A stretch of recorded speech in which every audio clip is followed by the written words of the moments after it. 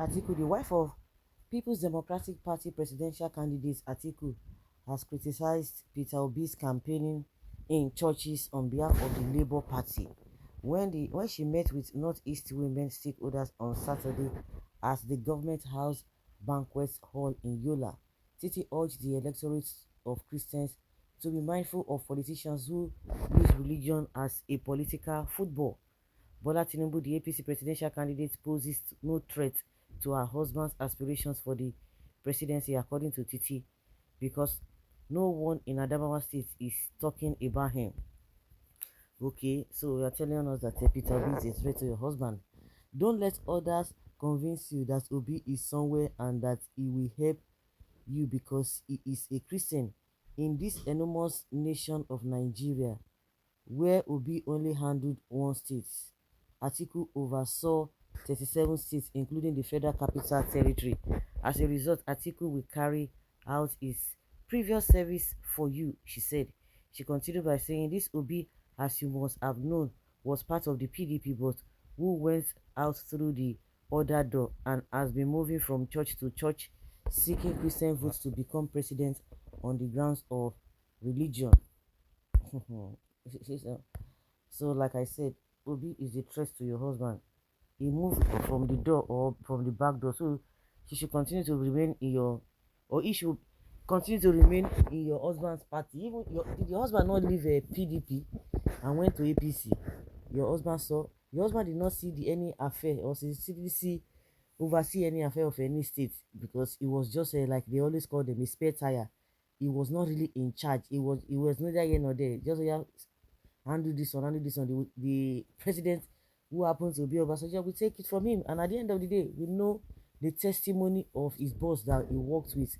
This woman is just saying something that are not even relevant. The other day, she went to whether Ikiti or Undo, telling them that, you know, that, oh, you are going to be having the first lady, a Yoruba woman. What has that got to do?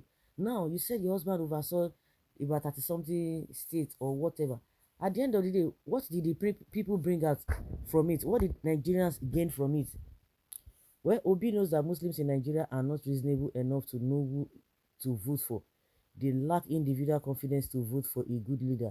Rather, they always vote according to their religion and according to what one imam and their dubious elders tell them, which is why the North remains the way it is today. At the end of the day, they will always tell you, I even pity those who are always saying, they know how to play games, they know how to play politics. How is their life?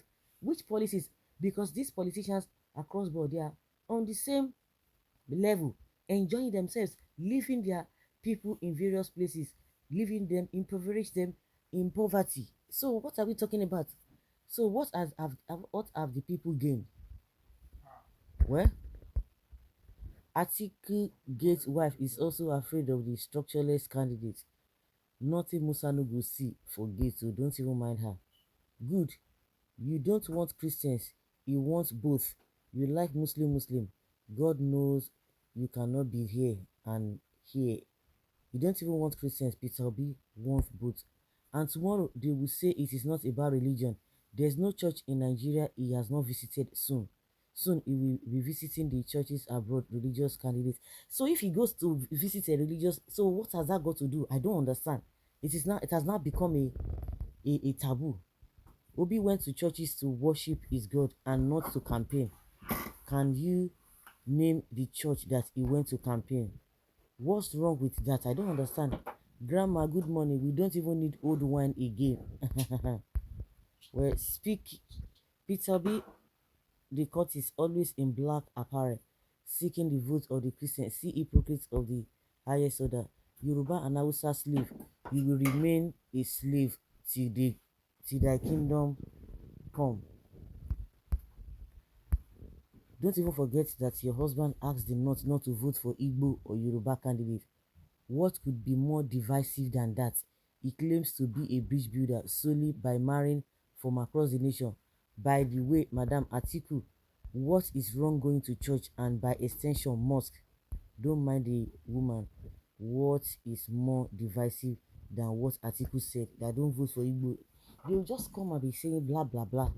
Coming from someone that's seeking to be first lady, a first Yoruba woman to be first lady like her husband, She doesn't even care about the country. What she wants is just being a first lady, coconut head, and smiling from here to here like a peacock. Ruby is making it look like there are conflicts between Muslims and Christians, between Yorubas and Igbos. Anyways, he only come to rock the boat. He is going nowhere. I'm expecting insults from his imbecile supporters. Oh, they have not said anything. You have started insulting them. Mm-hmm. So who is now imbecile now? You that you are calling people imbecile, you make your point and you move. Atiku and Tinubu be own Nigeria, no problem. That is what happens during the time of Obiola. Go and examine your shallow brain. Your criminal husband is moving around looking for votes and voters to buy. Shameless woman. Obi cannot change what he has been doing all his life just to impress any religious fanatic. The man is so much a good Christian, and that is what we want. We want a good Muslim too, who will see all Nigerians as one people and not a bad Muslim like Buhari. Obi was the only governor in this country with a Muslim ADC as a governor. Please go around the entire north and show me any governor with a Christian southerner or a Christian security aid standing behind any governor in the north. It doesn't exist. Titi Abubakar, you don't even condemn your husband when he was inciting tribalism by telling the northerners that they don't need Igbo man or a Igbo man or Yoruba man.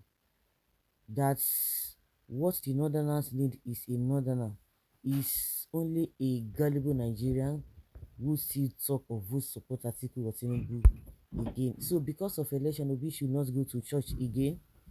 He has been to everywhere. Why is going to church should be giving you sleepless nights? Do you want him to go to your village?